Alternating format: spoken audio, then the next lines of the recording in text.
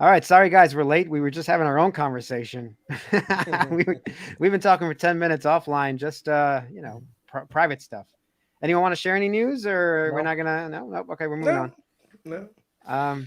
I guess we have an agenda today. I did want to cover Tony Seba's video on clean energy. I feel like every couple of months I revisit it, and it's just good to watch it again. I think Chris, you had some real estate stuff you wanted to talk about, and Yep. Carlos, Yep. you'd be happy.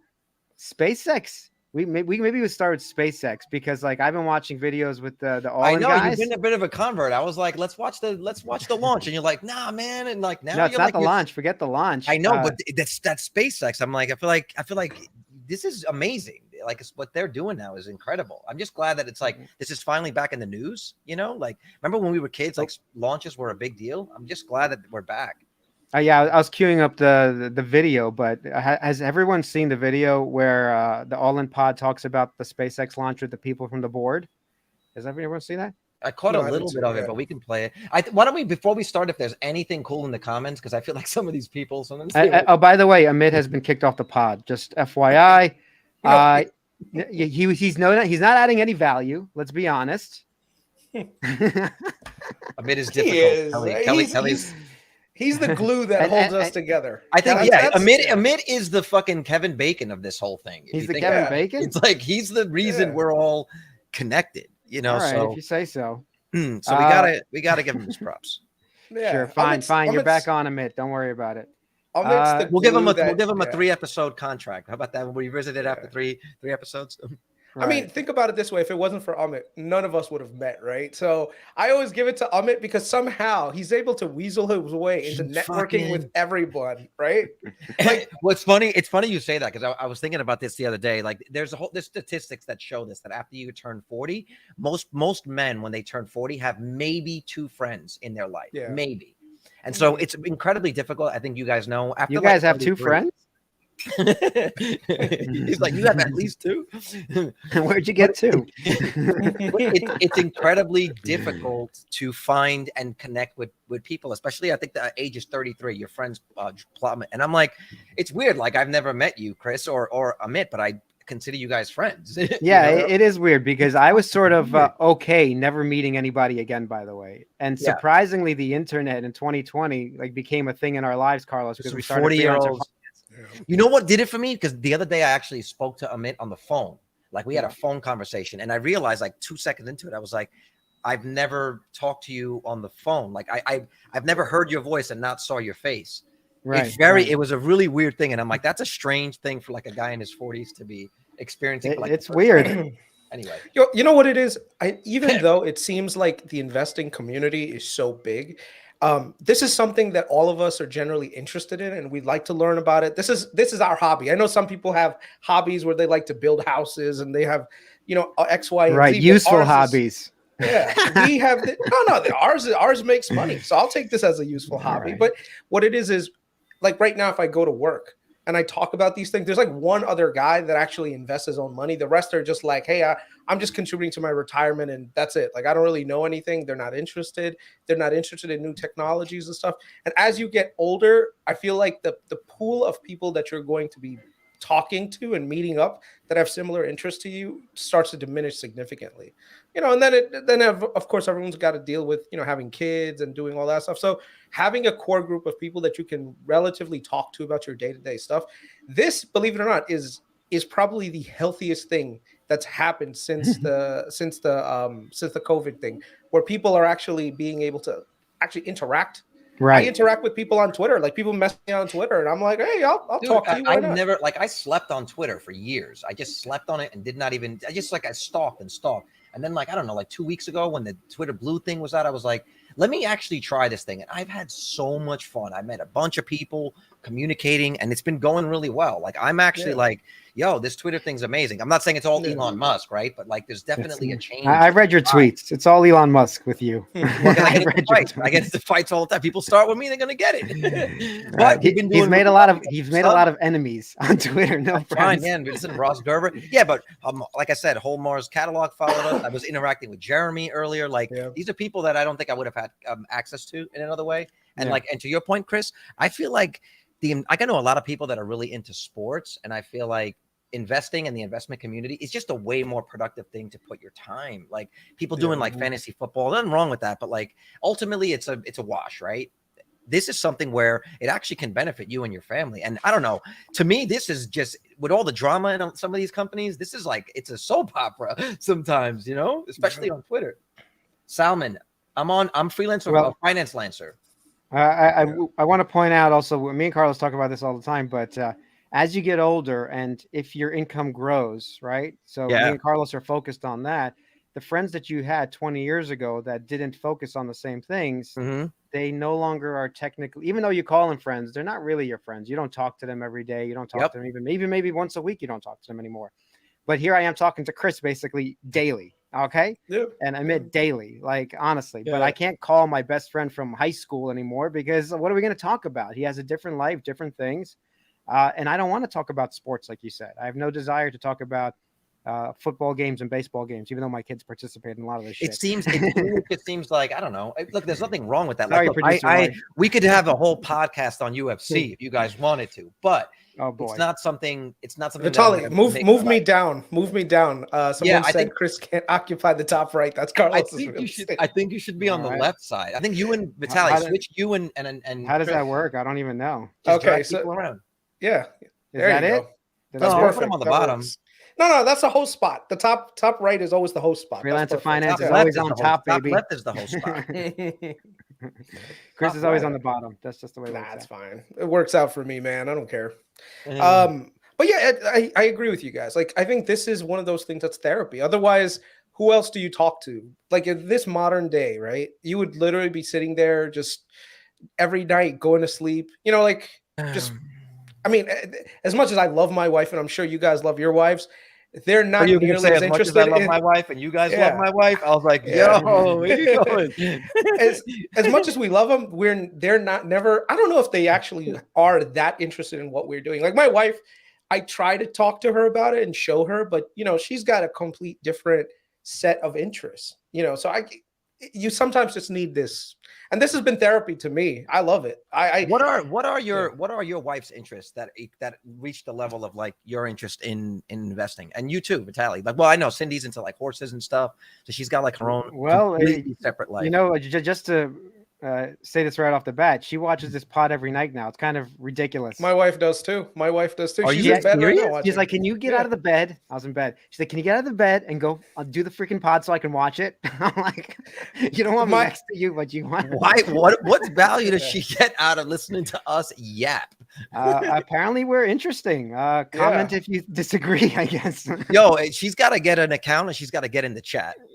My wife does the same thing. My wife says she's the president of the Producer Wives Club, and she's making T-shirts for everyone. My producer wife might have something to say about this. That's a Twitter subscriber only, and then maybe an OnlyFans.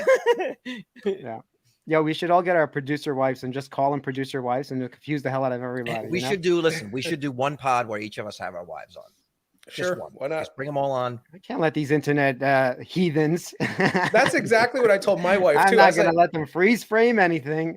Yeah, that's true. That's what I said that's what I said to my wife. My wife, one time, she just randomly popped. I was like, no. I don't want people to know who you are and like start stalking you. We saw her. I think we saw her on one pod a long time ago. Yeah. I saved that picture. I saw like on my desktop. You want to see? Yeah. Okay, he didn't get that. All right. So we were talking about SpaceX, and just to lead this video off, I couldn't believe what Carlos, you there? Yeah. Since this is geared more at you, but I couldn't believe that they're aiming to have 100, I guess, metric tons of stuff go up in this rocket, right? Yeah. And it's going to cost $2 million. So the cost difference between now the current SpaceX rocket, what is it, Falcon 9 or whatever it's called? Yeah. It's a 50x difference in the amount of weight. I thought it was 10 million, not 2 million. $2 million, give or take. Well, you're saying per flight. Yeah, which is 100 metric tons. Right. Yeah, so in the video, I'll play it, but he basically mentions that, in 5-7 years, I mean, he's being bullish about it. These guys are involved with Tesla, SpaceX somehow, not Tesla. He's basically saying that, there's not going to be any transatlantic ships carrying cargo anymore. It's going to be cheaper to send it up and get it anywhere within a few hours. And I'm 45 minutes. He was saying God, we could get insane. to. Yeah. Well, this is exactly what we were talking about yesterday, where it's like you think that like you were saying, Chris, joking about putting mega packs on a barge to get it across the ocean. It's like, fuck that. Let's just put it in a rocket and fly it overseas. Like SpaceX will eventually have landing ports all over the world, right? They'll have ports where they can land the Starship. And since it's the Starship and not the super heavy booster, it won't create as much of an exhaust plume. So they'll be landing these things. He said he can get to Singapore in 45 minutes. That's insane. Yeah. So as soon as this works out, even if they're being optimistic on the 7 years, I'm like, oh my God, I have to invest in SpaceX. Like I've never actually thought I know. Well, I technically, don't think if you buy Google, by the way, you are investing in SpaceX a little bit, not a lot. But how much of a position do they own in SpaceX? I'm not sure, but I'm sure it's grown substantially since they bought it. They bought it a long time ago. Yeah, but even if they bought it, the value can rise, but the percentage of the company they own won't. No, their value has increased. So the actual, the percentage that they own, but it doesn't matter. But the value is still going up. Oh yeah, the value is going to go up. Right. So I technically do own, and Chris does. Anyone who owns S&P, obviously, but I have been buying Google. But you want to hear this? Let's listen to a little bit of this. Anyone from California, 2 a.m. I am from California. I'm holding it down here on the West Coast. The West Coast at 8:20. It's so fucking early for me. I've been listening to it. I didn't even get that far, and I was already just mesmerized by all the information. The variable cost. You guys hear this? Yeah. Hold on. I'm going to take it from when this guy starts in this question. I love that their whole conversation. I love all those guys. Dude, I watch the Allen pod religiously, man. Dude, those guys, like, honestly, we have our pod, but like these guys, all of them have just such a good, interesting take. I just love watching them. Also their guests are like, they go right to SpaceX. You know what I mean? Like, yeah. I know. So they're very well connected. They're very well connected. So check this out. I don't know. I just find them super interesting. Like, could you imagine if these guys were like your uncles? You know what I mean? Like if you were like, that'd be amazing, obviously. But here, listen to this part. It's a solvable problem from here. And like the bit about like the impact of this vehicle, cost to launch, payload, like the big metrics that kind of help realize that outcome. Gavin, I think I saw you did a bunch of really good tweets on this. You shared some of the metrics that I thought were really succinct and really helpful. Yeah, sure. So when this is, I think it's a long road to full reusability. The first step will be Mechazilla catching the booster. It doesn't have legs like the Falcon 9. And then the second step will be landing the Starship, which is really hard. But once you do that, they should be able to send over 100 metric tons to orbit at a variable cost of under $2 million per public data. These are public statements. I would never confirm or deny those statements. But this is Gavin's math off the back of the envelope. $2 million is the cost to get 100 tons into orbit. That's the metric. Variable cost. Variable cost. So, right. But I think the point Gavin's making, if I might just please add, is that it is a step function change. It's not like a small change. It's an enormous change. Right. Can you compare that to the numbers before for folks to understand? The Falcon 9 mass to useful orbit is 17 metric tons. And the variable costs that, I have seen Elon tweet about is somewhere around $15 million. So you are lifting more than 5 times the mass to orbit. And based on other statements, that 100 metric tons is a very conservative estimate. And you are doing it at, call it, 10 to 15% of the cost. So this is we can all do the math, but we can envelope it, roughly a 50x huge change. And this, massively changes unit economics for Starlink, for sending anything into orbit. And as Antonio said, it's great for SpaceX, it's great for America, and it's great for everyone. It's great for humanity. Yeah. It's great for humanity. Can you explain how that then translates into going to Mars? So now we can get 100 tons into orbit for $2 million. What happens next in terms of like how that payload capacity and low cost enables, full transport to Mars? And I know that the timelines are tough, but it would be super helpful to translate the orbit concept into the let's go to Mars concept. It's important to know that like the size of this thing, to give a sense of scale, is the interior space of it is the size of the International Space Station. So it's a huge amount of tonnage. Just think about all that's going to take to get to Mars, right? You're gonna have to lift a payload into orbit. You're gonna have to create a base either on the moon or in that's orbiting the Earth to actually refuel ships and send them out into space. And this same design will scale up to become the Mars Colonial Transporter, very similar design. That's why it's important. And look, the timeline on that, I don't know. I'm hoping that it will be, while I'm still able to go, that would be great, physically able to go. But that's really why it's important. Think of this as a small version of the same vehicle we will actually use to go to Mars. And then all the stuff you have to transport to orbit becomes more economic because, as Gavin just said, we've had, 50x kind of reduction in cost. Can I ask you another question? Sorry, I don't mean to monopolize the questions, but these are things that I think are like super important questions, but that a lot of people often ask. We'll end after this one. I hear them asking, this is key here. What happens with the space industry in the nearer term? So there's this great long-term goal, get to Mars. That's a big project. There'll certainly be funding, I'm sure, because we get those YouTube to run that project. But what other copyright? We can discuss, but maybe just, whatever, copyright, copyright. If you play too long, we get the copyright thing. Yeah. Well, let's listen to this last part. I stopped it. Hopefully it won't affect us too much. Economies now emerge as this cost down of 50x happens. And what else do you think happens besides, communications and Starlink? Obviously that's already a pretty scaled business. What other markets can develop here in the near term? What other economies do you see happening as a result of this cost down? Yeah, look, Gavin could jump in here too, but the reality is once you can take that much mass to orbit, you can move anything around the planet very quickly. You can kind of go up, let the Earth spin below you. I never thought about that. So transportation generally changes. We talked about that at the Starship. If you want to fly to Tokyo from New York City, it goes from being, a day trip to a matter of hours. It's extraordinary. Or a container ship in a couple hours, kind of thing. Yeah, everything that's rapid transport around the Earth. You want to move packages around the Earth, everything gets faster. Kevin? Yeah, there will be no more trans-Pacific or transatlantic cargo flights. I think in 5, 6, 7, 8, 10 years, you're going to need a big Starship fleet to accomplish that. But I think the transatlantic and trans-Pacific aerospace cargo routes go away. Okay, I'm going to stop it. Everyone should listen to this, but what the hell? FedEx done over. DHL. It's more DHL. Yeah. Yo, is Elon murdering the car industry? Like every legacy auto is going to be dead in 10 years. Honestly, probably dead or reduced to nothing. Every spacefaring company, they're fucked. If they don't get their ass moving, how are they going to? I don't see how they're going to compete with it. It's more the transport. Like here's the thing: like a company like DHL can't also build the their ships, own rockets. The ships too. Yeah, those guys they can't build their own rockets. You just can't. They don't have the capex for that, or the engineering. The world in 10 years looks so different if these things happen. Oh yeah.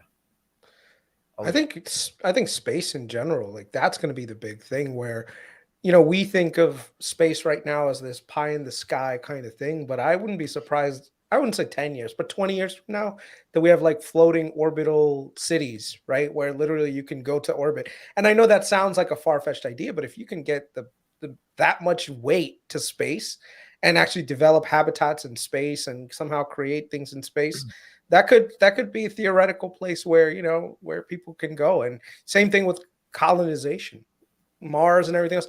What I think a lot of people tend to forget is that whenever a new technology comes around that's like super disruptive or can fundamentally change things, it doesn't necessarily take as long as you would think. So as an example, and this is the best one that ChatGPT is one. AI, bro.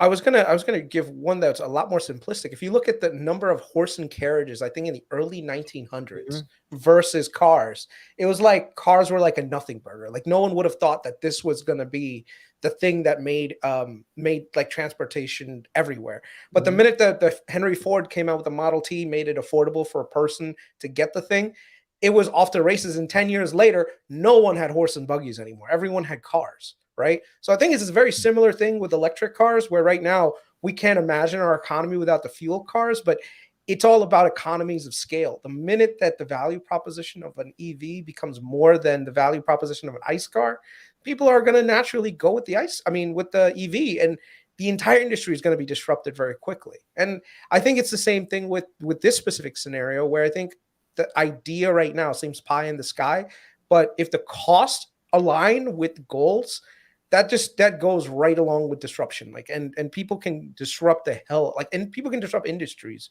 very quickly. You know? Well, I think this is what we don't understand, because even me, that I'm investing in the future, obviously, most of my portfolio is Tesla and Enphase. But even I think this is going to play over like a decade, 15 years. But honestly, we could be totally wrong. This could be in 5-6 years. It's done. It's 70-80%. No one's discussing it. It's not even a talking thing, because like you said, the horses go away. The gas goes away. It'll just be gone. The reason why I think it happens so quickly is because the capital, the income that comes into these companies to support them rapidly goes away. It's like when we even, you see me arguing on Twitter with these guys about what's going to happen to Tesla over the next couple of years, and they're talking about profit margins. I'm like, do you understand that like these other companies need to continue to make money in order to do the transition, but every sale is robbing them of income. And in addition, if they sell an EV, they're cannibalizing their own ICE sales. Like their income just drops just precipitously. And then so what happens then? Bankruptcy. And then once they start going bankrupt, who's the only player in town? This is why I think it happens exponentially, and you might not see it right now. I think if the government was to come out and actually said EVs are for national security. I mean, if you think about national security, one of the reasons why we've been fighting for the last 30 years is for natural resources, specifically oil and natural gas. If anyone can say, hey, America doesn't do that, bullshit. We've literally been protecting the Middle East for how many decades now, because we wanted to keep the petrodollar going. Right? Is that what you call it? Protecting? That's what we've been doing. No, I mean, dude, we have been supplying military hardware and protection. We protect some, East. We destroy others. Oh, yeah. Right. I mean, as long as you agree with that us. Obama ran out of bombs. Did you ever read that? That they actually used all the bombs. There was none left. So yeah, we protected them. Yeah. So, but the thing is, like, the amount of cost that we have to bear to basically defend all the natural resources somewhere else, all of that stuff gets disrupted if we end up going to the EV route. So the way that I would phrase this, if I was in a presidential debate, is, why do you think EVs are the future? I'd be like, it's not only good for the environment, but it's also about national defense. It's like national security, man. Yeah. I think I forgot who it was. Was it the CIA, FBI? I forgot who said it, but it is national security, they said, to worry about climate change and getting off of oil. They've said this already. It's just our own, I guess, executive branch has not admitted to this in the same way, Yeah. But it's been said already. And it's, I think the military industrial complex has said it. They've said it themselves. Yeah. Real quick, everybody. I think we need to happy birthday bomb Kelly. Yep. Happy birthday, Kelly.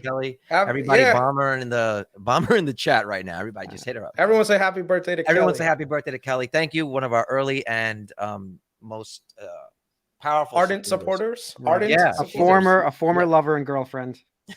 No. Oh, Cindy, it didn't mean anything. she's either doing this right now and she's like, No, but seriously, like, everyone say happy birthday to her, because, like, her interaction's great. She's good on Twitter.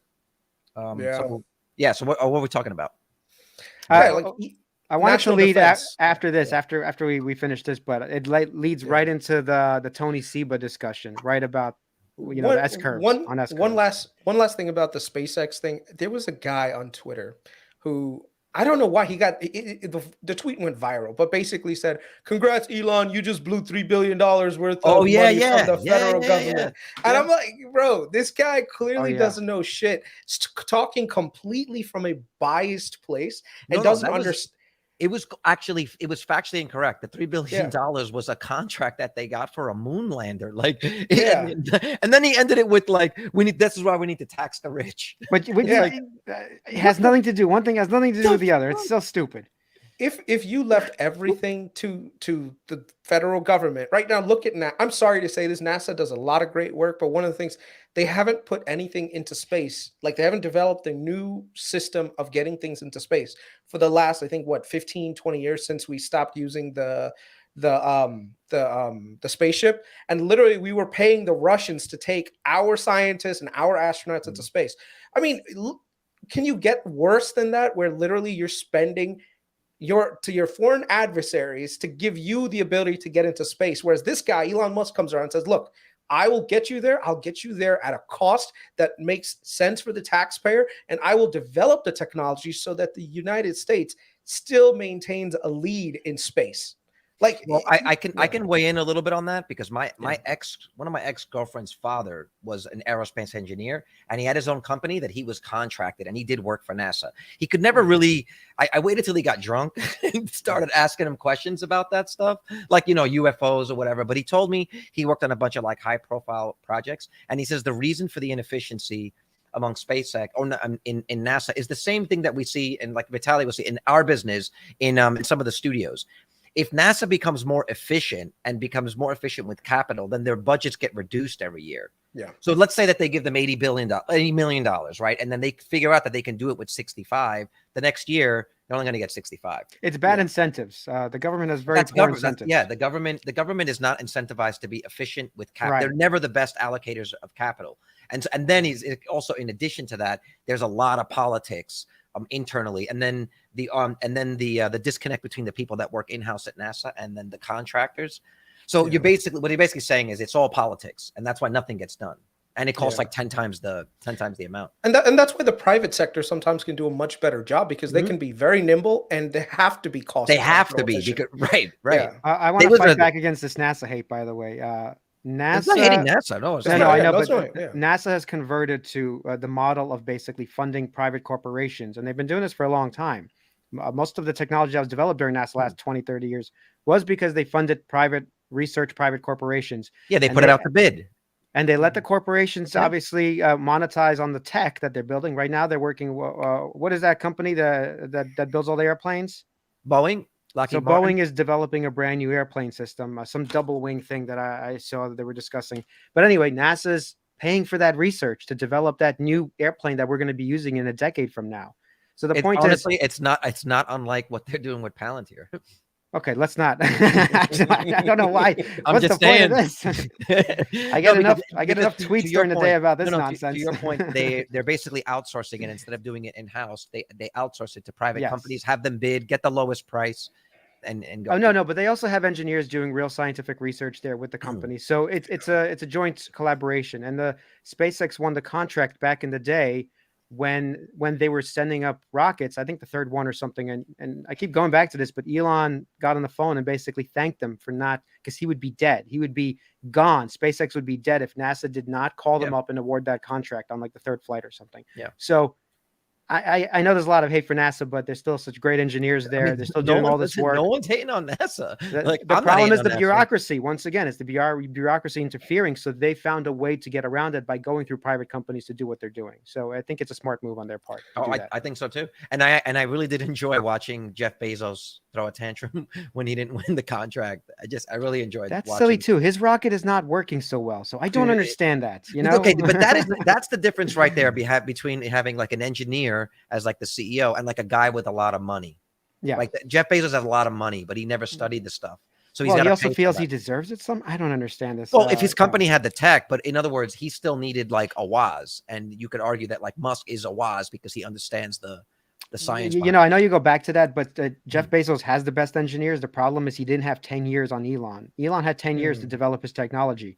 You're just ignoring. He has the best engineers, dude. Then Elon has basically been 10 years early on everything. No, but that's it. He was early. It's not the engineers. They both have the same talented people. It's just you still need a decade to do it. That's what I keep going back to. But think about this. At the same time that the dude was starting Tesla, he also took money to start SpaceX. It's amazing. Like, isn't that nuts? He could have just put the extra 30 million or whatever it was into Tesla and burned it.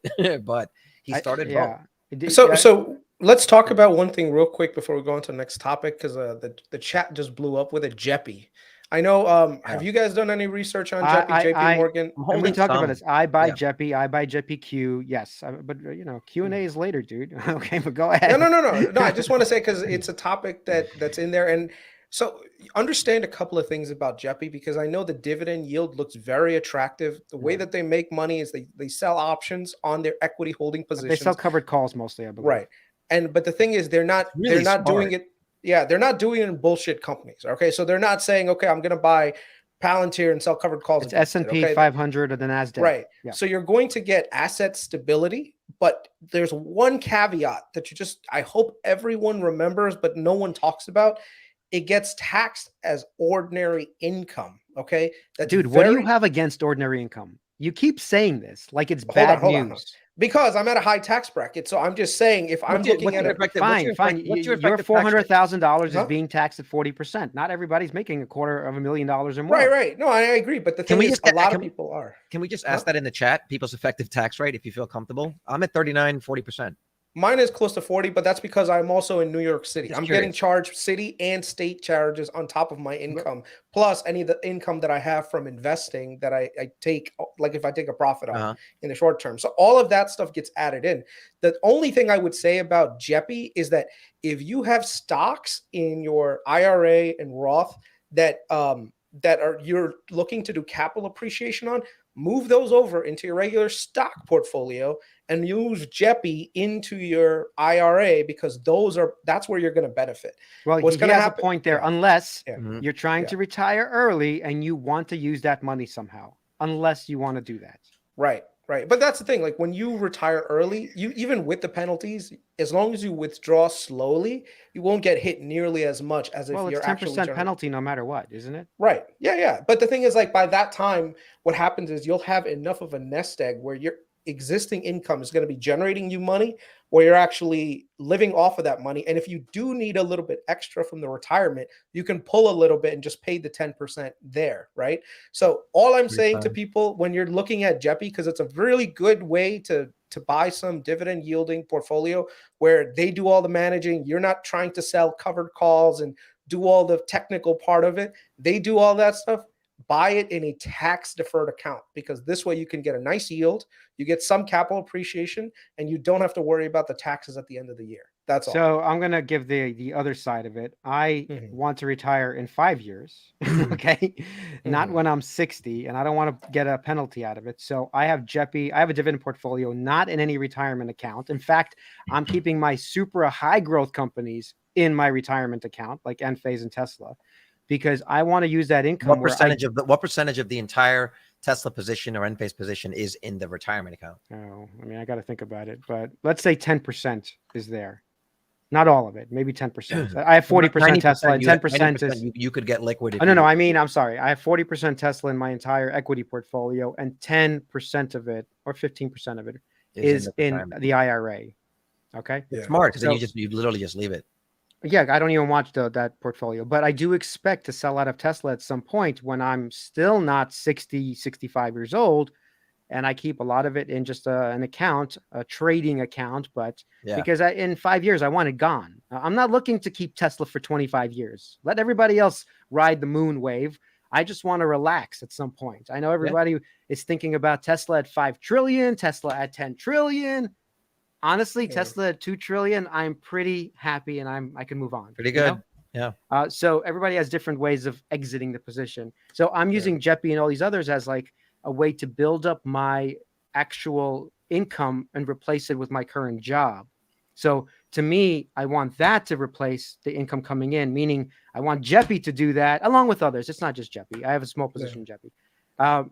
And I don't rental income, things like rental that. income. Yeah. And that's I pay taxes. I pay taxes on the rental income. I'm okay with that because it's income.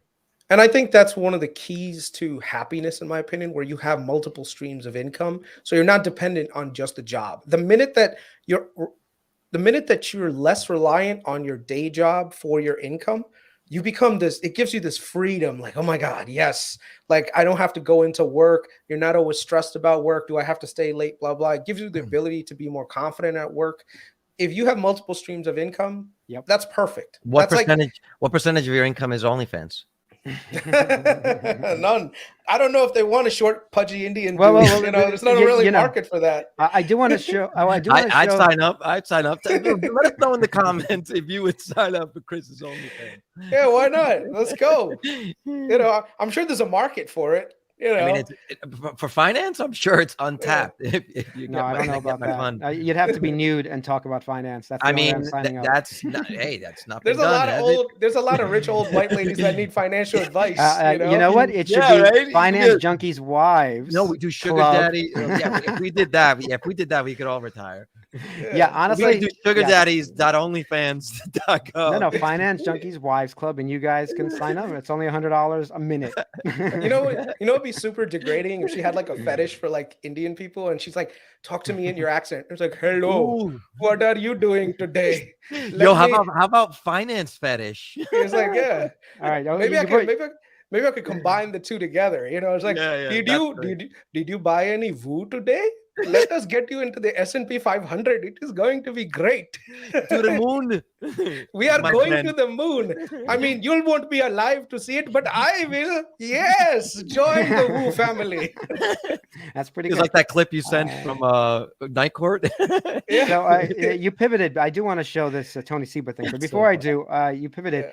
What is your? Let's discuss streams of income, Chris. What are your streams of income? Because you keep telling everybody to go to retirement accounts. So so in my retirement, so here's I mean all of it. I mean all of it. Real estate, whatever. Yeah. So I have bonds that are in my separate account that I have just specifically for bonds. It's yielding money from there, but that's like opportunistic distressed credit bonds. I also invest in some BDCs. So like Oak Tree Specialty Lending is another one that I have. I have real estate. BDC bondage disorder. No, it's a business development corporations. I have my apartment in New York, which I was renting out until I told you guys about the story. That didn't work out so well. So next year I'm probably going to sell that and use that to just once again put it into like a income portfolio. And then of course I have my regular investing, and I work, my wife works, and yeah, that's our your retirement account, the bonds and the BDCs. Is that retirement, or is that in your no, that's in my regular account. That's in my okay. So account. you make income on that. Yes. You know, you have to pay taxes on this income. No, I know, but the thing is, like, it doesn't.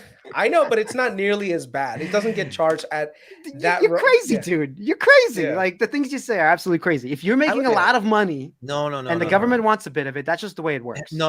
Listen. You ever see that video? You ever see the video of Mr. Wonderful talking about tax? It's the best. He's just like, I do everything I can to pay no tax. Well, there is a way to do this, by the way. As possible. This is not a taxed episode, but what Chris is not mentioning, you open up a business. We should have just an IRA gives you a maximum just this 1 point. Like we opened up a SEP IRA a couple of years ago, and then all of a sudden your maximum becomes, I don't know, 60,000.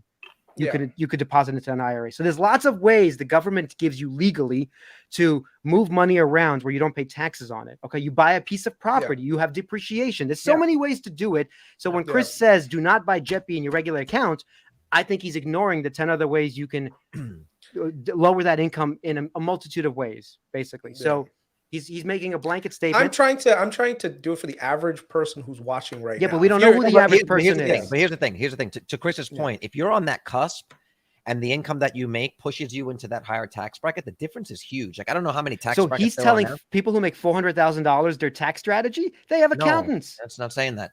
But I'm saying you can go. What does it go? It goes like it's like 12%, then like 12%, then 21%, then 40%. Like my brother, 40% is that when you're making hundreds of thousands already, by the way. Yeah, you have to be over. I forgot what it is. So that person, are you telling me that person doesn't have an accountant giving them advice what to do? Doesn't matter. You'd be surprised at how many people don't have accountants, dude. And I know people that don't have accountants. If you don't have an accountant making like 200 grand, you have it's very bad. You should get an accountant. I make sure that I do everything when it comes to like saving for retirement though. Like I max out my retirement. My wife maxes out her retirement. Yeah. We do the same thing with our traditional and our Roth if we, depends on the income that year. So no, we try to do as much as we can to maximize. We have a mortgage on our condo, even though technically we could just pay it off because we can use the interest and real estate against it. Sorry, Ronald. So I mean, you're absolutely right. Everyone should have. Don't encourage him, Ronald Reagan. Everyone should have an accountant that can help maximize as many of those deductions as possible. You spelled annoying wrong. The only thing that I would say is, do you guys do everything through an LLC also, so that when you get paid a 1099? I do it every time. We're freelancers, so I am a 1099 mostly. Yeah. It depends. On certain companies do give me W-2s though, but some companies force me. But my accountant actually encourages me to do that. Like I think we've talked about this before. That I used to be a teacher, right? I used to teach editing at the New York Film Academy. I used to teach a couple places, and at a certain point, I just kept that job as a place to harvest for taxes. I wasn't really making any money, but it was just good to show throughout the year that you're paying into the, you're paying aside from your quarterly. See, that's the difference. I think you guys are freelancer, and that's why we're on freelancer finance, right? You guys do your things as freelancers. I am a W-2 income person. So it's way different kind of like taxation for me. Like all my income is going to be coming in from a job. Do you ever get your, do you ever you get have less pre-tax? ways. You have less Mhm. ways to move income around. I mean, I'm not Yes, going to say yeah. hide, move income yeah. No, around. but he Yeah. does have more ways. He does have the same strategies to get a bigger refund. Like I've never gotten a refund. I don't know what everyone's all Yeah. excited. I Yeah, but never he's get a paying refund. 33, 35% off the bat, right? They take Yeah. it out of his And paycheck. He's take you it out got of to your remember, and you got New York City on top of it. Like I said, I'm one. If you live in New York City and New York State, like if you pay their taxes, it's on another level of bullshit that you have Yeah, to deal with. I meant to ask you because we when I pay did their live, taxes. We both work there. I get checks from there, so they take taxes from New York City and Jersey. when I lived in New York, I ran into some situations where like working in New York and New Jersey, it got weird. Like there's some companies that were based in Jersey. I would go to Jersey and work, but I'm living in New York. And I had this weird what they're doing is that situation with paying taxes in both a lot of these places. companies that do 1099s, they cheat. Okay, so they cheat because they pick the place that's best for them for tax purposes. Yeah. Mhm. And that happens all the time with the 1099s. But like Jersey would be better. It would be better to pay the taxes in Jersey or to New Jersey. But New York always wanted a cut. It got annoying after a while. Yeah. Okay. So I think we move on. And yo, guys, hit like and subscribe. Oh yeah, I forgot to say. Hit like and subscribe. Who said that? Hit the bell. Fuckfucker, you're slacking tonight. Come on. Well, I guess the yellow. I guess that's good. Yeah. Yes. Hit We're like not. and We're not subscribe. moving on. Let me check that out. We're not going anywhere until this happens. All right. We have 39 likes. Am I looking at it? 102 people watching. That's a lot of that's a lot of people. On our channel, that's a lot. That is a lot of people. And I don't know, we've been growing subs. We've been growing subs a lot recently, and we haven't even really other than these, we haven't really put out much content. This is cool. Yeah. Yep. Okay. So let me share this. I'll play a little bit just because I think Chris needs to watch this. This is for Chris. Yeah, and then we should get Gabe on, right? Because we're getting close to the hour. Do 10 minutes. The great Okay, so this is Tony Seba. He has a whole series. Oh, and yeah, this is great. I'll play a little bit of this because there's so much information here. It's impossible to play the whole thing. You guys should watch 20 minutes here, but it's a 5-part series. Put the link in the chat. Just like literally put the link in the chat. Yeah, I could do that. Okay. Because this is really good. This is really, really good to watch. It's like there's so many investment opportunities that he discusses. Yeah. All right. So let me play this a little bit. So start with technology cost curves. Solar is the cheapest form of energy generation on the planet, unsubsidized. Solar today is the cheapest source of energy in history. Nothing else is as cheap as solar today, right? This is why we've seen solar capacity grow by thousands of percent in just a decade. And today, solar is so cheap that the total costs of solar are lower than just the operating costs of coal, nukes, oil, or gas generation. That's today. So even if you get that gas power plant for free, the costs of running that power plant are higher than all the cost of solar. And that's happening today. What do you think is going to happen to coal, nuke, oil, and gas? They're disrupted, right? They can't compete. For purely economic reasons, solar is already disrupting everything else. Now, solar improved by 80. Okay, I'll pause it here. I actually have a bunch of links. I don't know if we have to watch everything because time is running out. Yeah. So I'm going to remove this. But Chris, we keep going back and forth on this. So here's a question: Is this like based on a regional area that this is happening in? Like where? No, he does research across the world of energy, and the operating cost. This is what he was saying. This is very clear. The operating costs of running a gas, oil, any sort of plant is way more expensive than actually having just solar installed and running that. So meaning every year that you're paying to operate it, forget about the installation. Even if it was cheaper to install the gas plant, just running that gas plant. Even if you got it for free. I mean, just imagine. Yeah, even if you got it for free. This is what he's saying, right? Yeah. Well, think about it on a logistics level, right? One of the advantages, one of the reasons why an EV car is more efficient than a gas car is because it has fewer moving parts, right? Yeah. So if you think about how you collect solar, it's collected locally and can be used locally. So even if you got like oil for free, even if I told you right now, I give you a free, oil tanker worth of gas, right? You still need to transport it and move it. It's an incredibly heavy thing to move. Whereas solar comes down every single day, can be stored in batteries, no moving parts, right? And then I think Elon Musk in one of the it might have even said it in Investor Day that if you just took the gas plant and put solar panels in the same footprint as the gas plant, you generate more energy. Like literally just or at least in the cheaper real energy. estate. Yeah, cheaper. So it at some point they're going to have to relinquish that. People are going to. So here's a question. I saw in Apple Valley, California. I know this is going to sound weird, but I was actually looking up some real estate around there. There's actually a lot of real estate that's super cheap. That's close to where the new Brightline train is going to be going from around the LA area to Las Vegas. I'm like, why don't we just buy some fucking land over there, put up a whole bunch of solar panels and sell the electricity back to the grid? Like, is that something that's worth doing as an individual and then getting the capital from that? What are you saying? You're saying to buy it along the planned route?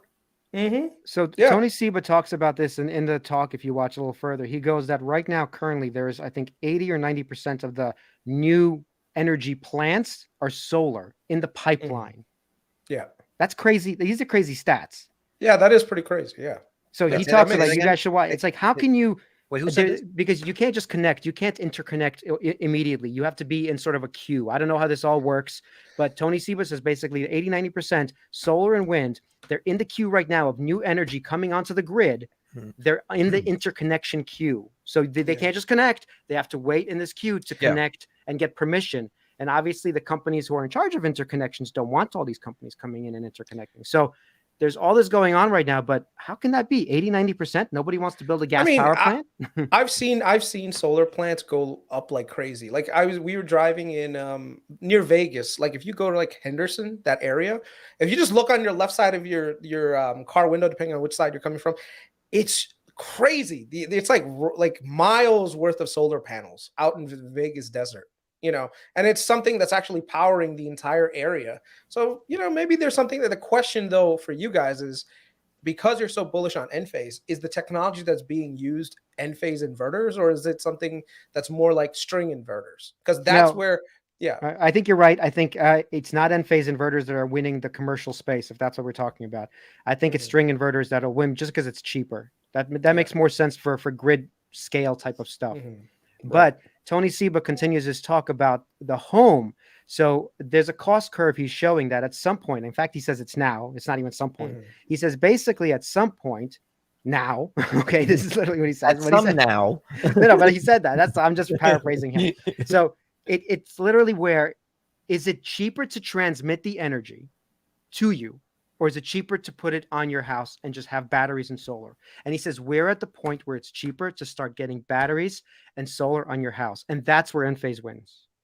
Because you're the homeowner, you want to control the energy and you don't want it to go down. All of a sudden, the string inverter is not the most optimal thing for you who's thinking long-term, I have to live with this and I don't want it to go down. I don't want to lose all my power. I just spent $30,000, but imagine, I know, and that's a big thing. We talk about that all the time as like an advantage of Enphase over SolarEdge. But like if SolarEdge just addressed that problem, like literally, if there was like Tesla service, right? You mean if they made microinverters? No. I'm saying if they're the single inverter system, if their service was like Tesla, you have a button on the app and you push the button, you say I need service, and they had enough people with enough installs in the area, and they just send somebody out and fix it the next day. Yeah, but that'd kill your margins, right? You can't do that. No, so not necessarily. Enphase has the same issue. The problem that SolarEdge has is that like an inverter will go down for the same reason, right? So the inverters are naturally more expensive because they're larger capacity. Enphase inverters are more expensive per one, but they're only handling the wattage of one panel. So yes, if that inverter goes down on a SolarEdge system, it's a more expensive piece of equipment. I will say this: I am a believer in grid scale solar being a thing, Vitaly. I totally agree that is definitely a possibility. I am hesitant on seeing that residential it becomes as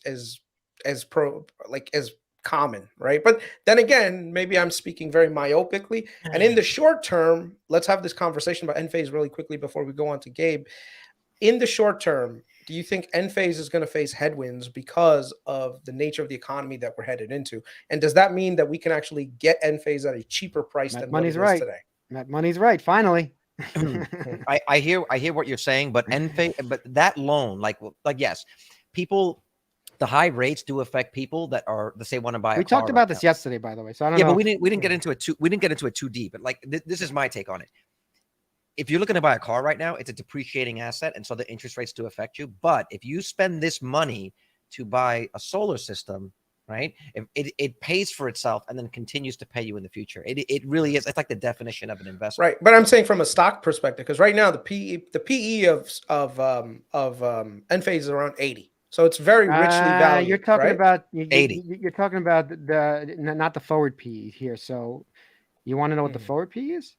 Right. Because I mean, here's the thing: if growth slows down, the forward PE will also take a massive issue, right? That's you're right about that. You're right about it. So it's the same issue with Tesla right now. Yep. Yeah. So the question is, in terms of demand, if demand drops off, which is good because that means the stock price goes down, which means that buying at an entry point could actually be better. Because I know someone just said, "Oh, should I buy into Enphase?"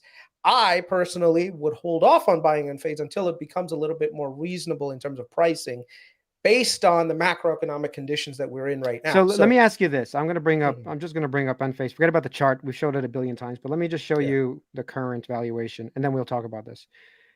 Stop share. Hold on and present the next thing. Did you get the email from Enphase today? I don't know. Maybe didn't. I don't know. I didn't check. About some efficiencies. So here is, like you're saying, we have the trailing PE is 71.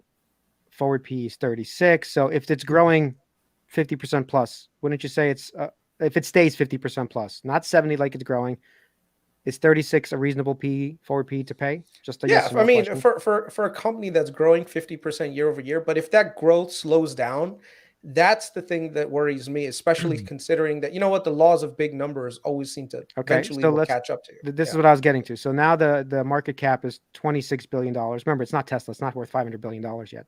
So it's still not even a mid-cap company, or around a mid-cap, right? It's a mid-cap. Mid-cap. It's mid-cap. Sure. I consider mid-cap over 50 billion, but fine. Mid-cap, 26 billion. So, I mean, for Enphase to double, does it really have to, like, its market share is so tiny compared to how big this energy thing is going on, the industry, that for it to double, like, do we have to, yes, it can go down in the interim, but it seems like an obvious bet that there's a double happening here soon. I think based on what I'm seeing, they had a huge run up the last year, especially with their growth. And they're down 30% plus right now. Right. The reason why they had a huge run up in terms of demand, I'm not talking about the stock, but I'm talking about demand, is because the price of energy spiked up. Natural gas prices spiked up, which means electricity costs spiked up, and at the same time, you still had a robust pipeline of people willing to install because interest rates were lower. Interest rates were lower back then. The three major headwinds that I'm seeing right now, number one, interest rates are higher, which means anyone doing new installation is going to have to pay more, which is going to drop demand, right? That's number one. Number two, electricity prices are actually becoming reasonable again because natural gas prices have come down so much. So people that were like, oh, you know what, my bill is like crazy right now, if they don't have the crazy bill that comes due in the summer, it's still more expensive, by the way. Right. Before pre-COVID, my oil bill, I have oil as opposed to, so it was $2.65. I can look up right now what the current oil bill is. The oil bill? Well, no, just to look at what the current price per gallon is, you know. So because he's saying it's cheaper. The thing is, it's coming down, but it's not down to where it was pre-COVID. So that's the problem, right? So it's $3.50 per gallon. And I remember the high was around $4.80. So we're still in between the $2.60 and the $4.80 that we're at. I'm at $3.50 per gallon for oil. So this energy has not come down. In 2 years, if I did the math, it's still up 50% or 40%, whatever. If I did the math on $3.60 and $2.50 difference, maybe I should do the math. Let me see the math. Did Chris just leave? He's like, fuck this shit. Chris bounced. he's like, he went to go buy some Enphase.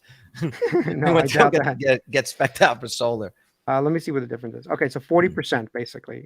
Carlos, I'm talking to the choir now. I'm preaching to the choir. Wait, really? Actually, instead of present, I ended up crashing it down. Sorry about that. Right, that's fine. I just did some math, and it's basically 40% higher from if you were buying energy in around 2020 or before COVID hit, right? Yeah. Around my area, that it's still 40% higher. So yeah, you're thinking, oh my God, it's coming down. it's still 40% higher 2 years later than it was, as opposed to when I got the solar panels. You know what I'm paying more for? Do you know my energy? It has not gone up 40% because I've locked it in. Right. No, that's great. That's good for you. But I'm saying anyone new right now, they might end up having to second guess it instead of, like I said, paying all this additional money and capital up front, right. Especially when you're getting. So the way that I would, and this is me just being rational and economic with it. It's like, okay, do I want to get a solar system that's going to charge me a whole lot of money in interest? Or do I just want to take the money that I have existing and put it into something like a JEPI that's giving me a 12% dividend and use that to pay for my electricity, right? That's the equation that's in my brain, because then my electricity is going to get paid. I don't have to get a solar person on my roof. I don't have to do all the extra headache of dealing with it. I don't have to pay extra for my insurance, because when you get solar, you have to get additional insurance for your roof. My roof doesn't really need a replacement right now, so I might just hang on with that. So these are the kinds of things that I think will come into my brain. Now, on the other hand, last year, I would have been like, man, these fucking electricity bills are so high. I'm getting nothing with my money in savings right now because no one's paying me anything. The solar companies are willing to give me a huge discount, and I can also get a loan for super cheap. Why don't I just get a solar load and get some solar panels up there? Like, that would have been an opportune time to do it. You're right. Right. So right now the opportunity is not as great, which means that people will probably hold off on going solar, which means that Enphase microinverter demand in the short term may drop off. Now that can change. That's definitely something that can change. You know what? I hope it does. I keep saying it. I don't mind if it does drop off right now, because we're on an S curve. We're literally at the bottom of the S curve right now. At 3% penetration, we are at the bottom of the goddamn S curve. Right. We want this to go lower. In the next 3 years. Okay, hey, look, if and when eventually you do get an EV, this is one of the reasons why. Can you see that? Yeah, you get a bunch of lines. You don't enjoy those lines? Yeah. Can you see what I've spent? Okay, I don't know if you can see. It's hard to tell. I've spent in a year in the Model Y. What if I make you big? How do I make you big? Can you see that? $688 total, and I've saved $1,254. That's a lot that you're asking for JEPI to give you returns, right? Well, the one thing, I want to answer this JEPI thing, and I love JEPI. So, okay, put it in your regular portfolios.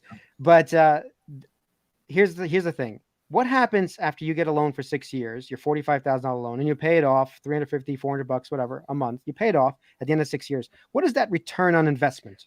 No, people don't think like that. Hold on. I'm asking you, though. You're supposed to be smart. What is the return on investment after the loan is paid off in 6 years? No, that absolutely makes sense. But here's the thing. Can you tell me what that return on investment is first? It'll be a lot more. It's but called that's infinite. Not how people think. Infinity. Okay, that's not how people think. That's not how people think. I agree with you. They're stupid. Okay, but we're on a channel that talks about math all day long. So you should be like, I should be buying this right now.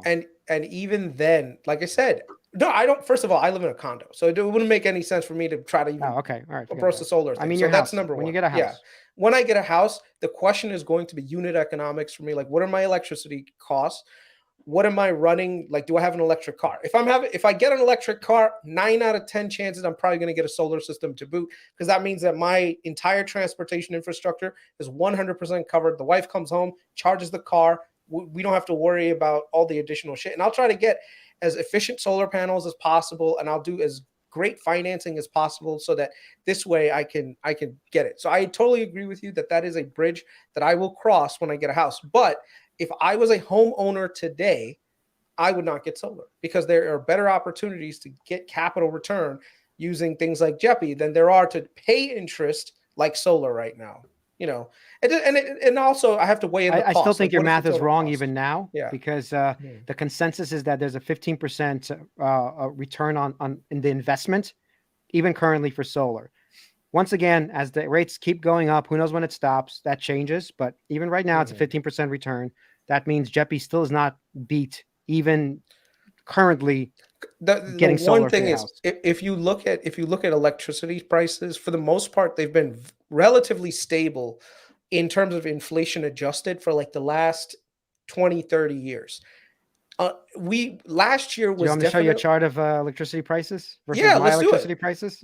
Not versus yours. I'm saying overall in general, most people, they're going to have like a $50 to $100 electricity bill, maybe $200 at the most, right? So the question is, do I get a solar system and have to pay? Carlos, before solar. Wait. Yeah. Nobody owning a home which is where the solar is going to go, has $100. I had $100 bill when I was living Well, I in mean, an apartment. In a condo. It depends. or an Guys, There's apartment. no way. guys- There's no way your bill's $100 in a house. Impossible. You guys remember, you're in Jersey, you're in California, your electricity rates are much higher than people who are in Louisiana, Alabama, Texas, in that area. So remember, when you're doing the equation of, okay, what is the electricity cost? If It's anyone materially in the chat lives Yeah. in any one of those states, please, and you own a home, please let us know what your monthly electric bill is. I promise you, it's not $100. There's no way it's $100. Well, maybe in the middle of Louisiana, it is $100. I have no idea.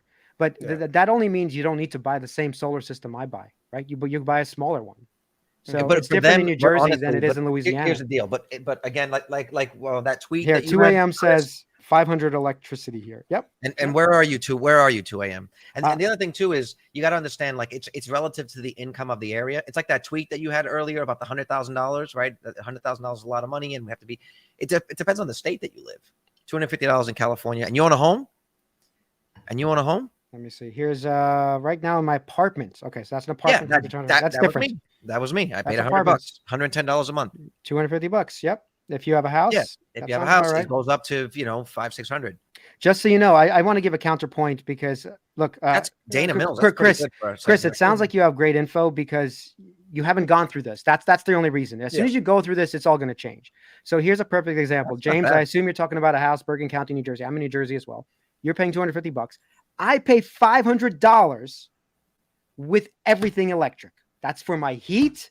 That is for my washing my clothes. That is for the dishwasher. That is for 2 electric vehicles. Everything. Does that make sense? Am I? Do you understand what I pay if I didn't have an EV? Vitaly, that's the point that I'm trying to make. That once EVs become more mainstream with people owning EVs at home, the value proposition, it's going to click in their brain. Like, wait a second, how much am I paying monthly for my electricity? You know what? I'm going to get the solar system now. So as EVs grow, I think solar grows too. I'm just saying in the short term. That's what Tesla's banking on, of course. In the short term, because I see weakness in Tesla, I think there'll be weakness in Enphase. That's all I'm saying. Oh, first of all, I think you're right. I'm actually not arguing the fact short term. Once again, it is very possible it goes down, and I've been waiting to really go heavy as it goes down. But the point is that if you don't see we're at the bottom of the S curve for solar and EVs, and you're trying to time some perfect number for these companies, you may never get that perfect number, and then you're just not going to be in the investment. And if that's okay with you, sure, ignore it. But I think you're going to be missing some massive upside in the next decade from all of these plays that we're talking about. Yeah. It's generation. Florida. Did anyone send a link to Gabe so that he can join us? You're the one who has personal contact with him. Oh, well, and we're out of time. I know. I kind of do got a jet. Maybe we do a quick thing of questions in the chat. Okay. And we do it like tomorrow or something because tomorrow then. Yeah. All right. Anyone have questions? Because we've been rambling on, I guess. It's crazy how we could, man. I can't imagine if we ever did this in person, we will close down any fucking bar that we go into. We close it. That we have to do it in New York because drinks would be going across everywhere. There was a great place out here, Cat in the Fiddle, which was so awesome, badass. To sit outside, had like a little fountain, live music, open late. Yeah. Thanks. All right. So if there's no questions, we're going to call it a day. Unless someone has a solar question, we'd be happy to answer. So NVIDIA 3-month prediction. I think NVIDIA, this is the part I don't understand how these fucking GPU prices are still so fucking high. I don't get it. I thought GPU prices would fall off. I was looking at they're selling more now. What are you talking about? AI has brought them back. No, that's fine. No, I'm saying No, that's fine. But I'm saying for individual gamers, like I'm trying to decide whether I want to get back into gaming. I was telling my wife, I was like, I need to get my brain out of like just other stuff. And I want to focus on maybe going back to gaming again. Right. Cause I've been interested in some few titles, but like the thing is like my computer right now, I probably have to get like a gaming rig, but I'm looking at the GPU prices and I'm just like, how the hell does like a 3090 or a 3080 from 3 years ago, the price what it is today? I thought they would have fallen off.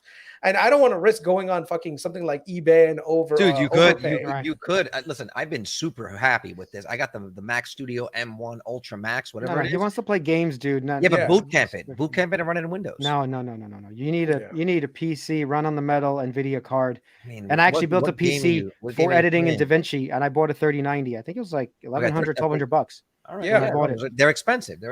But I mean, it runs red footage. If anybody knows what that is, 6K, no stopping, play it straight, cut it any way I want. It's kind of amazing. So I don't know anybody else is doing that besides NVIDIA. I thought after the mining of crypto would go down, because crypto mining has gone down significantly. I thought the prices of these GPUs would come down too, but it's not happening. Because as soon as crypto mining goes down, AI takes over. It's like there's always going to be a need for GPUs. Yeah. All right. So here's a question, Chris. What's your plan with SMCI?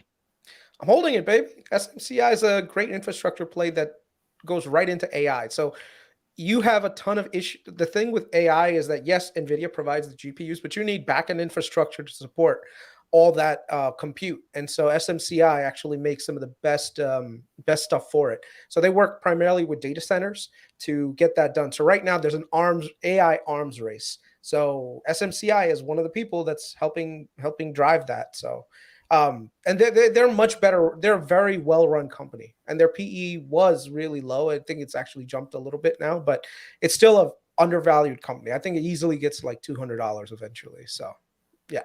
Okay, moving on. We've covered this so many times. Go ahead, Carlos. You do it while I every day. This is the part that I love. The solar my Enphase microinverters just ended. Right. The solar guy's electricity ran out of power. And he's like, buy Enphase Putin. It just shuts down every time. Solar's the best thing ever. I mean, James, I know we say this, but we've done so many videos on why, and even in this conversation, we've done so many videos on why Enphase will be the leader. Just go to our channel and go to the interviews playlist, and you'll see tons of interviews that we have with the solar installers that are the ones that essentially push this onto the customers. And they all agree, from the United States to Australia, that Enphase is the one, both for reliability, even though they're a little bit more expensive, reliability, service, and the features. And there's a million reasons, but that information has been out there. Okay, so I'm going to skip the Palantir question here. That's for you, Chris. Why don't you take this one? What's the question? Hold on. Short Enphase? No, I wouldn't short end. Here's the thing. I think a lot of people, they want to look at the time companies. You said that it was different. It was a different. It was when it was in the 300, something like that. I was encouraged to say, you know what, buy some puts on it. And the reason why you buy options, especially things like puts, rather than trying to naked short things, is because with shorts, you have an unlimited loss potential. You don't know when things can just ride up and break through any support levels that you're thinking like, oh, this will never, like NVIDIA. Do you know how many NVIDIA shorts are getting their asses handed to them? They were talking about shorting NVIDIA at $200, and right now it's trading at $280. They're just getting killed, dude. Killed. Their thesis on face value makes absolutely perfect sense. Like, I'm not even denying that. It makes absolute sense. But reality is not how the market. Reality is, I know. Yeah, reality is a bit different from. Yeah. So you could have been smart and just buy some puts. The puts would have disappeared. They would have fucking died. But whatever. Yeah. It's like you lost a little bit of money here. If you had shorted NVIDIA, bro, you're taking a bath right now, man. And I know there were plenty of people that were doing it too. There still are plenty of people that are doubling down. Gabe was one of them. Not to throw shade at you, Gabe. You're not here. So, but Gabe, what happened to your NVIDIA short? Come on. You know. Well, he's not here to defend himself, so we got to make sure that we get him on and have him defend himself. People, I would just say to people, stop shorting unless you know that a company is engaging. What's the bear case for Tesla? It's called Gary Black and Ross Gerber right now. Not advertising. Apparently, to them, it's not advertising. I know, dude. It's so ridiculous. This thing with the advertising, it's bananas. It's so nuts. They should advertise. What happened to your electricity, Vitaly? Yeah, I can't find my phone. It controls the apps. Oh man. Everything for me is set up. Like, I literally automated a lot of this stuff, and at 12 o'clock, apparently it hit 12 o'clock or 12:15, whatever, it just shuts off, just kills the lights, because I forget about it every day. The two things you should, especially if you're not, if you're like, retail investor, $6 for my electric bill every month. I could There. It's like it's so cheap. What's the deal? This is how I save money, guys. With right with Yo, solar. Cindy, bring me the Why don't candle. Wait, Charlie, why don't you just hook up your lights to an Alexa unit, like, and just use that? You know, so this way you don't have to do it. Let me tell you, I don't I had want an Alexa. I had an Alexa. Yeah. I had it for like 2 months. I loved it. I would get up in the morning, you know, Alexa, tell me the news. It was the best. And then I saw that court case where the guy got whatever. Right. He got went to prison jail because they were able to go into the Alexa and hear everything he said. I was like, forget that. Forget it. No, I mean, I have it programmed with Alexa right now. So it's like, I don't know if you guys have it. So, but Alexa, turn off all the lights in the office. See? And then it's Alexa, activate studio mode. Alexa, activate studio mode. We just sent you toilet paper. Right. Alexa, buy toilet paper. All of a sudden you hear some like Barry White music come on. It's like, oh man, Alexa, everybody, we had 10 people den. right now just get toilet paper deliveries. Yeah. Okay, so one more. Let me see which one. I would short the stock. No, anyone see a good one? Oh wow! Look, Dave G wrote that because I said that everyone's Alexa started telling. By the me way, news. there's a trend that people are trying to teach people. You should just sell puts. Don't do that. Don't sell puts. Puts gives you like the same thing that happens when things go really crazy. When it comes to going up, things can go down just as fast. If you're bullish on a company, and there are times where yes, you can sell some puts, but in my opinion, puts are a bad way to invest in a company, you know, or income generation, as some people want to call it. I don't know about you guys. Maybe you guys have a different opinion on it, but me, I'd never sell puts. Like puts are very dangerous to sell, you know. It's weird. He buys puts all the time, but making money is like he's afraid of that. That makes complete sense. I mean, No, and to be honest, it it's something that I would consider the next time around, the next massive run. If we see a run up like that, it is something that I would consider because I didn't take profit when Tesla was at 1,200, and if I didn't want to sell the shares, that it's a way of making money as it goes down. You mean sell covered calls? No, I'm saying if it runs up real high, sell a covered call. saying buying puts. Yeah, the puts would have gotten you a lot more in terms of return than a covered call. Covered call gives you limited upside. A buying of a put gives you unlimited gains on the other side. So if you had bought a put on, let's say, Enphase at the time, it also depends, by the way. I mean, let me caveat that sometimes the pricing of those puts can be rather expensive. It was pretty expensive, and I did check all that stuff. Yeah, at the time, when it was 1,200 a share, but now, you know, it's $100. So, and and according to some logic, the best time to buy puts are when the company is doing exceptionally well. Like that's the best time to buy some puts because no one has it in their brain that, oh my God, the price of something is going to drop off 25, 30, 40%. Here's an example. Apple was trading at $170 with its massive cash flows, everything. No one would have thought Apple would have gone to 130, but you could have bought a 140 put 2 years out for pennies. And those things would have gotten you a 500 to 800% return on those. So that's what you should be like when you're investing in options. Like let's say you do want to do it when the market is overvalued. That's what I would do. I would just buy some puts way out of the money, right? And if I do lose, I'm losing a very small amount. And if I gain, I could gain a ton into that. And I've done very well using that strategy. So yeah, that's fine. It depends, like I said, on the premium. When you were telling me to buy Enphase puts, they were super expensive. Yeah, incredibly expensive that it wasn't worth it. I would have much rather, which I'm doing right now, is I'm selling puts, making $5.50 a share, $30 to $50 a share for some crazy prices like $130, $120. I'm like, this is where you're wrong about I'm okay buying it at those prices. I'm okay converting a lot of my dividend stocks to Enphase at those prices, like all of them. We're saying. So I don't think I'm being dangerous in this respect. Like if I do get called out and I have to buy those shares, then I would have bought it at 130 anyway. This way, if it never happens, I do get that premium anyway. They pay me $50 a share. And these are obviously long dated 2025, 2026 puts. Yeah. Last question, maybe. I got a question. You guys bullish on SoFi? You know, this is SoFi Weekly. Really. No, I'll repeat what Chris said yesterday. With everything being crushed so much, I don't have the headspace or even the finances to allocate. anymore to what I already have. And that's the other thing with puts as well. You need to have the capital, cash collateral in order to sell the put, right? So you need to have the ability to finance the transaction if you do get exercised on.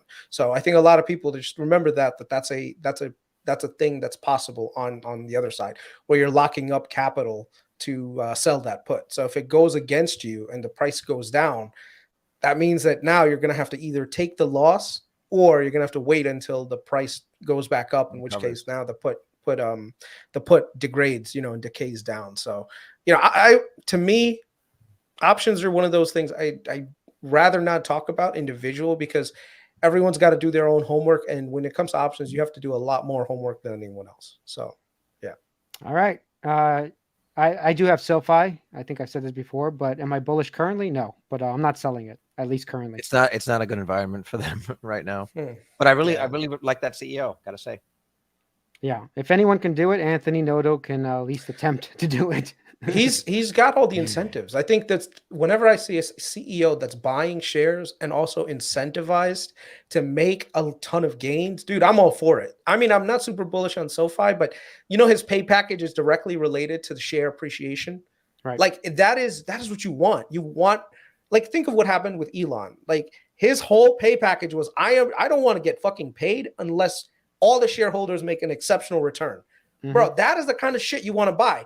On the other hand, I don't want to keep talking about Palantir, but Palantir is just RSUs for everyone, no matter the share price. It goes to 100, you still get your RSUs. It goes to $5, you still get your RSUs. And the RSUs, they always just keep selling and selling and selling. It's like, come on, guys. Like, you got to convert to performance-based metrics here at some point, where you're living up to some KPIs. Yeah, but the flip side of that is, if you are an investor in Palantir, knowing the connections that they have with the government, like, that company's never going out of business. I'm telling you right now, Palantir is never going out of business. Is this the way every podcast will end? It always ends. No, but because look, I'm you know how I feel about the company, but I mean, in terms of as an investment, if you get past any of like the moral issues that I have with the company, they're never going out of business. And who cares that they're never going out of business? AT&T is never going out of business. It just doesn't matter. What are you talking about? No, but it's not the same as being basically subsidized by the government. Like, they've got their hand in the cookie jar of the government. Definitely don't do that. They just petition the government. They want 5% of the Department of Defense budget to go to AI, and they'll get say 20% of that or 10% of that. They're going to get 800 or something million or whatever it is, like, guaranteed. The company's never going out of business. But and Carlos, maybe I agree with you that, what, the company is definitely not going out of business anytime soon. Everything is working great. The only problem is there are so many better opportunities in the market to make money right now that if you are holding on to Palantir, right, you're losing the opportunity cost to make more. Like, here's an example. When Meta went down to $80-$90, that was like, holy shit, I'm getting a cash flow. Palantir. Absolutely. Right.